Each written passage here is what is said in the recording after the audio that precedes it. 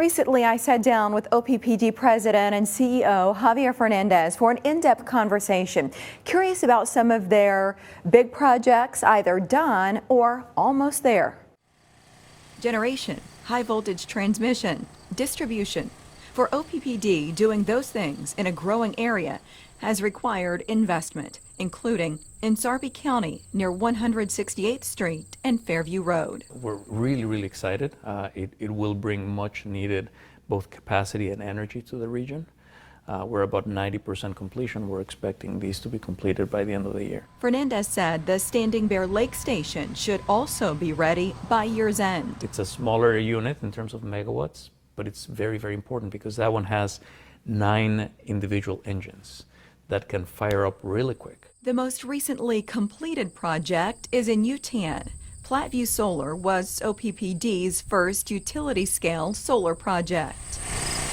Together, Turtle Creek, Standing Bear Lake, and Platteview Solar will generate almost 700 megawatts of electricity needed to serve what the district describes as unprecedented growth within its 13-county service territory. How do you know, or how can you forecast?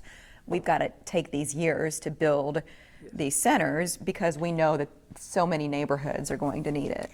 So it's a suite of metrics. Of course, we rely on economic indicators. The state of Nebraska gives us indicators, but we have our own evidence. In the last decade, OPPD saw an average of 4,500 new meters to homes and apartments. And then last year, about 6,000, only matched by new data centers, factories, and the like.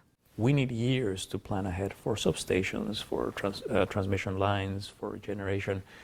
We have a queue of customers with megawatts tied to each one of them. That conversation recorded August 19th. 4 days later is when we first heard from neighbors about a possible solar site in Nemaha County.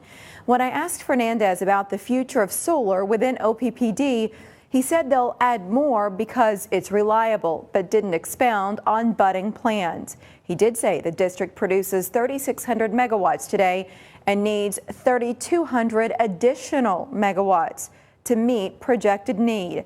And when our series continues, we'll turn to nuclear, also part of OPPD's future, but why Fort Calhoun wasn't.